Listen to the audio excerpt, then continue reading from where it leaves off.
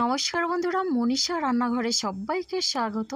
প্রতিদিনের মতো আবারও নিয়ে চলে এলাম দুর্দান্ত স্বাদের একটা রেসিপি। তো আজকে আমি বানাচ্ছি ধোসা। তো বেঁচে যাওয়া ভাত দিয়ে বানাচ্ছি ধোসা। তো দেখুন বন্ধুরা, এখন আমি এই ভাতটাকে একটা মিক্সিং জারে নিয়ে নিয়েছি। তো পরিমাণটা দেখেছেন। তো একই রকমভাবে এখানে আমি নিয়েছি সুজি। তো সুজিটা দিয়ে দিচ্ছি, আর দিয়ে দিচ্ছি টক দই।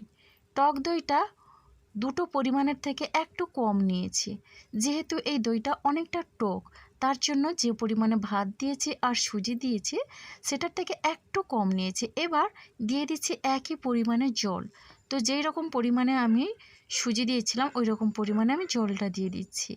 এরপরে আমি এখন একটা চামচ দিয়ে বেশ ভালোভাবেই মিশিয়ে নিচ্ছি। এর একটা মিহি পেস্ট করব। তো বন্ধুরা দেখুন, এখন কিন্তু আমার পেস্ট একেবারে রেডি হয়ে গেছে। চাল আর ডাল ছাড়া খুব সুন্দরভাবেই কিন্তু এই ধোসাটা বানানো যায়, আর খেতেও কিন্তু দুর্দান্ত স্বাদের হয়। তো বন্ধুরা, এখন আমি একটা পাত্রে এটা ঢেলে নিচ্ছি। তো এরপরে আমি বেশ ভালোভাবে চামচ দিয়ে মেশাতে থাকবো। একটু হাতের সময় নিয়ে মেশালে কিন্তু বেশ ভালো হয়। এরপরে আমি দিয়ে দিচ্ছি এখানে স্বাদ অনুসারে লবণ। আর লবণটা দিয়ে একই রকমভাবে আমি এক সাইড থেকে এইভাবে গোল গোল ঘুরিয়ে মেশাতে থাকবো। এতে করে কিন্তু ধোসাটা বেশ ভালো হয়। এখন আমি এটা ঢাকনা দিয়ে 10 মিনিটের জন্য রেস্টে রেখে দিচ্ছি। এদিকে গ্যাসে একটা ফ্রাইং প্যান বসিয়ে দিয়েছি। দিয়ে দিচ্ছি রান্নার তেল। এবার তেলটা দিয়ে দুটো শুকনো লঙ্কা কেটে আমি দিয়ে দিচ্ছি। তেলটা অবশ্যই গরম করে নিয়েছি। হাফ চামচ পরিমাণে দিয়ে দিলাম গোটা সাদা জিরে। এরপরে এখানে আমি দিয়ে দিচ্ছি একটা বড় সাইজের পেঁয়াজ কুচি। পেঁয়াজটাকে এইভাবে লম্বা লম্বা করে কেটে নিয়েছি। এখন বেশ ভালোভাবেই নেড়ে চেড়ে নিচ্ছি। পেঁয়াজটা একটু হালকা কালার করে ভেজে নিতে হবে। আর পেঁয়াজের একটু কালার চলে আসলে এখানে আমি অ্যাড করে দিচ্ছি ছোট চামচের 2 চামচ পরিমাণে ছোলার ডাল। আর দিয়ে দিচ্ছি 1 চামচ পরিমাণে এখানে দিয়ে দিচ্ছি মুগের ডাল। তো বন্ধুরা, ছোলার ডাল আর মুগের ডাল দিয়ে নেড়ে চেড়ে নিচ্ছি। ভীষণই ভালো লাগে এইভাবে যদি এখানে আলুর তরকারি বানানো যায়। তো আমি এখানে একটা আলুর তরকারি বানিয়ে নিচ্ছি। এই পদ্ধতিতে অবশ্যই বানাবেন, ধোসার সঙ্গে কিন্তু খেতে বেশ ভালো লাগবে। তো বন্ধুরা, এরপরে আমি দিয়ে দিচ্ছি একটা ছোট সাইজের টমেটো কুচি। টমেটো দিলে কিন্তু বেশ ভালো লাগে, চটপটা লাগে। টমেটো দিয়ে এইভাবে নেড়ে চেড়ে আমি রান্না করে নিচ্ছি আরও 1 মিনিট। 1 মিনিট কিন্তু এইভাবে অনবরত আমি নাড়াতে থাকবো, কোনো রকমের জন্য পোড়া না লাগে। গ্যাসের ফ্লেমটা মিডিয়ামে রেখে রান্নাটা করে নিতে হবে। দিয়ে দিচ্ছি এখানে গ্রেট করে রাখা আদা। খুবই সামান্য পরিমাণে আদা গ্রেট করে নিয়েছি। এবার আদাটা দিয়ে একই রকমভাবে নেড়ে চেড়ে নিচ্ছি। আর এখন আমি এখানে দিয়ে দিচ্ছি হাফ চামচ পরিমাণে হলুদের গুঁড়ো, দিয়ে দিচ্ছি হাফ চামচ পরিমাণে চাট মশলা। এরপরে এখানে আমি দিচ্ছি গরম মশলা গুঁড়ো। তো বন্ধুরা, গরম মশলা আপনারা চাইলে দিতেও পারেন, নাও দিতে পারেন, তবে গরম মশলা দিলে একটু ভালো লাগে বেশি খেতে। তো বন্ধুরা দেখুন, এরপরে অল্প জল দিয়ে আমি নেড়ে চেড়ে নিচ্ছি, যাতে মশলাটা কোনো রকমে পোড়া না লাগে। মশলাটা কিন্তু পোড়া যাতে না লাগে সেদিকে খেয়াল রাখতে হবে। মশলাটা পুড়ে গেলে কিন্তু এই রেসিপিটি ভালো লাগবে না। তো দেখুন, এইভাবে আমি লো ফ্লেমে রেখে মশলাটাকে আরও 1 মিনিটের মতো কষিয়ে নিয়েছি। এরপরে এখানে আমি দিচ্ছি আলু। এই রকম সাইজের দুটো আলু সেদ্ধ করে রেখেছি, আর এই সেদ্ধ আলুটা হাত দিয়ে এইভাবে ম্যাশ করে দিয়ে দিচ্ছি।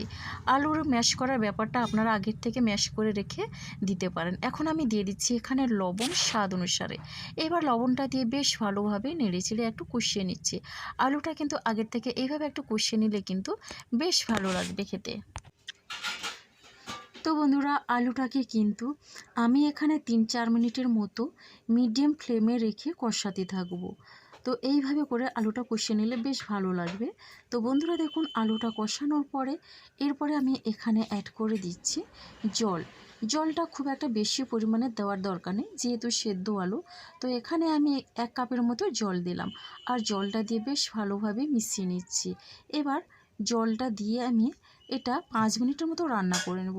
আর এটা রান্না করতে খুব একটা বেশি সময় লাগবে না, যেহেতু আলুটা সেদ্ধ আছে। আর এখন বেশ ভালোভাবেই আমি নেড়ে চেড়ে মিশিয়ে নিচ্ছি। দেখুন বন্ধুরা, এখানে কিন্তু ঝোলটা অনেকটা শুকনো হয়ে গেছে। আর এখানে আমি ঝোল রাখবো না, একটু গামাখা থাকবে। এতে করে কিন্তু আলুর এই রেসিপিটা খুব সুন্দর লাগে ধোসার সঙ্গে। তো বন্ধুরা দেখুন, মোটামুটি কিন্তু আমার এখানে রান্নাটা হয়ে গেল। আর এখন আমি এটা একটা পাত্রে ঠান্ডা করে নেব। আলুর এই তরকারিটা একেবারে রেডি। দেখুন বন্ধুরা, কতটা সুন্দর হয়েছে দেখতে। আর এদিকে আমি যে ব্যাটারটা তৈরি করে রেখেছিলাম, এখন বেশ ভালোভাবে আরও মিশিয়ে নিচ্ছি। ব্যাটারটা কিন্তু আরও 2 মিনিটের মতো এখানে বেশ ভালোভাবেই আমি মিশিয়ে নিচ্ছি। তো ঘনত্বটা দেখেছেন, ঘনত্বটা এইভাবে থাকবে।